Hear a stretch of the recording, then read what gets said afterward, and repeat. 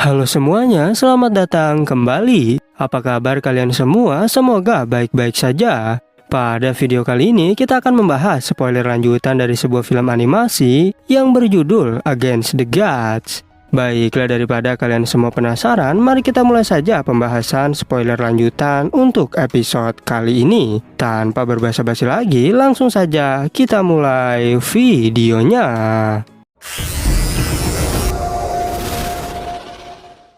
Cerita ini berlanjut, kita diperlihatkan Fan Jui Cheng yang memberitahu ayahnya jika kau tak perlu marah. Lagi pula aku telah menculik bibi dan kakeknya Yunce. Tapi ayahnya khawatir karena kekuatan Yunce begitu luar biasa. Dan ia sangat kesal pada anaknya yang justru malah memprovokasi Yunce. Walaupun begitu, Fan Jui Cheng tak peduli apalagi Yunce telah menggagalkan pernikahannya. Dan hanya dengan membunuhnya, maka ini semua akan berakhir. Sehingga ayahnya pun terpaksa harus menggunakan formasi terkuat untuk membunuh Yunce. Kemudian Fan Jui Cheng ingin pergi untuk menemui Xiao Lingxi, yaitu bibinya Yunce. Karena ia penasaran mengapa gadis ini ditempatkan oleh Jui Chen di pavilion penting. Dan apakah pesonanya memang begitu menawan. Beberapa saat kemudian, kini Fan Jui Cheng telah tiba di sana. Dan ia sangat terkejut melihat kecantikan Lingxi. Bahkan ia tak percaya jika ada gadis secantik ini di kota Floating Cloud. Tak mau banyak berpikir, Fan Jui Cheng langsung mendekati Lingxi. Dan Lingxi bertanya, siapakah kau sebenarnya? Fan Jui Cheng menjelaskan bahwa aku adalah tuan muda dari klan Burning Heaven. Tak hanya itu, Fan Jui Cheng memberitahu bahwa kau diculik ke sini adalah untuk menjebak Yunce. Dan saat ia ingin menyentuhnya, Lingxi mengatakan, jika kau berani menyentuhku, maka aku akan bunuh diri sekarang juga. Walaupun begitu, Fan Jui Cheng tak peduli, lagi pula Lingxi terlalu lemah. Dan secara tiba-tiba datang Jui Chen yang menghentikan hal itu. Ternyata Jui Chen tak terima jika Lingxi diperlakukan seperti ini.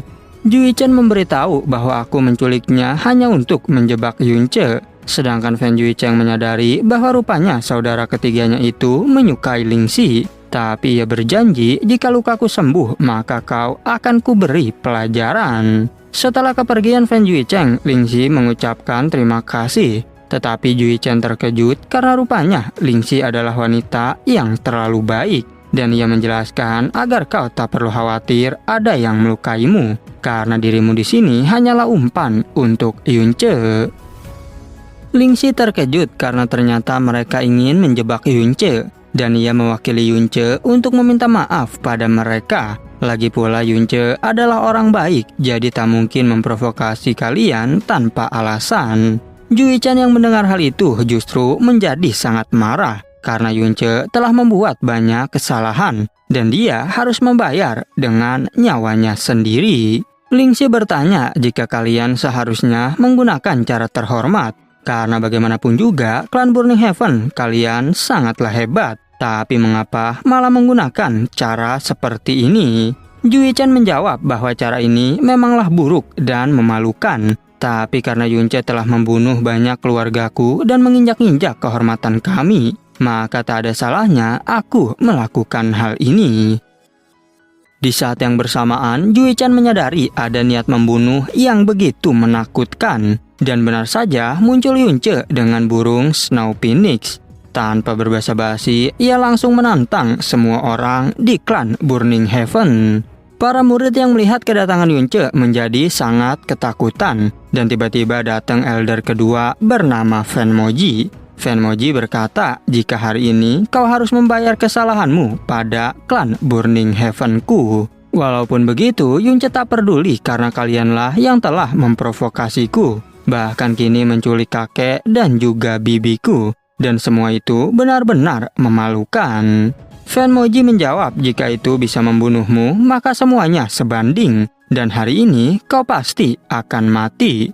Tapi bukannya takut, Yunce justru malah mengancamnya. Jika kalian tak melepaskan kakek dan bibiku, maka seluruh klan Burning Heaven akan kuhancurkan. Dikarenakan sudah sangat marah, Fan Moji langsung menghempaskan serangan. Namun ternyata serangan itu mampu ditangkap dengan mudah. Bahkan kini Yunce mengembalikan serangan tersebut hingga membuatnya terpental. Karena mereka tak mau melepaskan kakek dan bibinya, Yunce pun terpaksa langsung menebaskan pedangnya. Sampai-sampai serangan itu membuat dua tetua terlempar dari sana.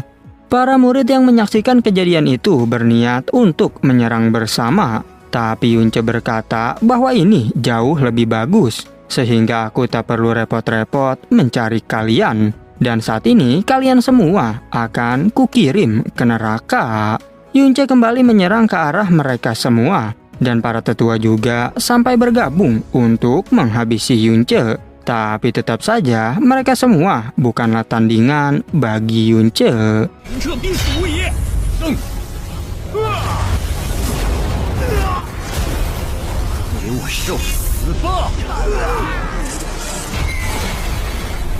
Seorang murid berteriak karena merasa khawatir dengan para tetua. Namun kini ribuan pasukan dikerahkan untuk melawan Yunce. Tetapi Yunce mengingatkan bahwa kalian semua tak akan bisa menghentikanku. Kemudian seorang murid bertanya apakah yang harus kita lakukan. Ketua klan menjawab agar para tetua membuat formasi 9 Profound Diaper. Dan tak peduli apapun yang terjadi, kita harus membunuh Yunce hari ini. Fanmoji sangat senang mendengar hal itu karena Yunce pasti akan mati. Dan kini para tetua mulai mengaktifkan formasi. Bahkan Molly juga merasa khawatir dengan formasi ini. Molly menjelaskan agar Yunce berhati-hati karena 30 tetua itu telah berada di tingkat Heavenly Mystic. Dan formasi ini akan memusatkan semua kekuatan pada 9 orang. Sekalipun kau membunuh mereka, tapi akan ada orang lain yang memperbaiki formasinya. Tak berhenti sampai di situ, jika semua tetua saat ini berkumpul hanya untuk membunuhmu. Dan sepertinya Yunce adalah musuh terkuat sepanjang sejarah klan Burning Heaven. Bahkan saat ini Yunce juga terkejut mengetahuinya. Di sisi lain, Fan Juicheng tak percaya karena formasi 9 Profound telah diaktifkan. Dan ia yakin jika Yunce pasti akan mati. Bahkan saat itu Yunce menyadari bahwa formasi ini benar-benar sangat kuat. Seorang tetua berkata, dengan bakatmu, kau pasti bisa mengguncang dunia. Namun sayangnya, kau terlalu percaya diri untuk melawan klan Burning Heaven-ku. Tetapi Yunce tak peduli dan menyuruhnya untuk jangan bicara omong kosong. Tetua itu menjadi sangat kesal dan melancarkan serangan. Tapi lagi-lagi serangan dari mereka mampu dilawan oleh Yunce. Dan justru kini mereka lah yang dibuat tersungkur. Tetua Fan mengatakan bahwa kau memang kuat. Tapi sayangnya di dalam formasi ini kau akan dibuat kelelahan sampai mati. Namun Yunce tak peduli dan kembali menghempaskan serangan. Di saat para tetua kembali berdatangan, Yunce segera mengeluarkan teratai api. Lalu ia berkata, jika semua orang ini mati, maka klan Burning Heaven akan berakhir. Sehingga hal itu membuat ketua klan menjadi semakin marah.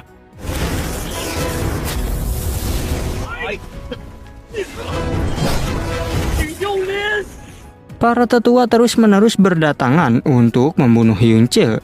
Dan karena terpaksa, Yunce pun segera mengeluarkan domain jiwa naga. Rupanya semua murid kembali dibuat ketakutan. Apalagi formasi itu kini sudah dibuat hancur oleh Yunce. Ketika Yunce terus membunuh semua pasukan, tentu membuat Fan Juicheng semakin tak menyangka. Karena bagaimana mungkin semua orang terkuat di klan Burning Heaven masih tak bisa melawan Yunce. Sehingga ia berniat untuk menyandra Lingxi agar ditukar dengan nyawa Yunce.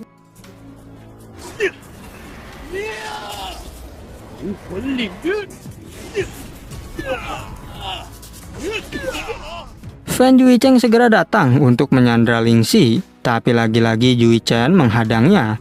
Yang hal itu membuat Fan Juicheng sangat marah karena telah banyak tetua yang terbunuh. Tapi justru adik ketiganya itu masih tak mengerti, sehingga ia langsung melancarkan serangan.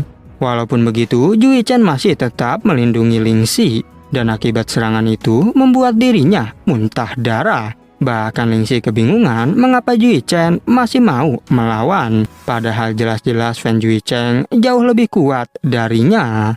Tak berselang lama, kini Jui Chen berhasil dilumpuhkan. Sedangkan Fan Jui Cheng masih tak percaya jika adiknya itu sampai mau melindungi Lingxi. Sementara Lingxi berpikir jika aku tak ingin menyusahkan orang lain lagi. Dan ia pun memanfaatkan kesempatan itu untuk pergi dari sana.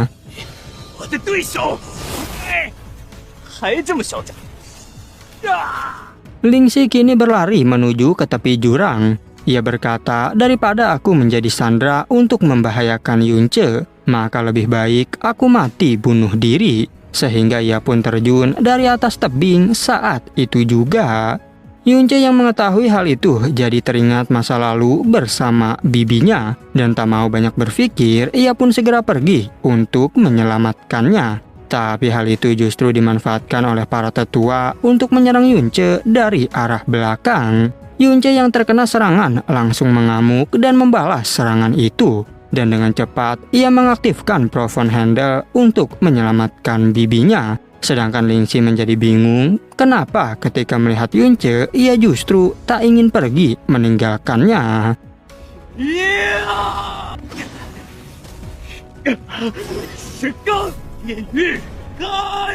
Beruntung Yunce tepat waktu dan bibinya berhasil selamat. Lingxi berkata bahwa akhirnya kau telah kembali. Sementara Yunce menjadi sangat marah dan mengeluarkan aura kekuatan yang sangat besar. Tak berhenti sampai di situ, para tetua kembali mengaktifkan formasi yang jauh lebih kuat. Dan formasi ini disebut formasi Heaven Fire.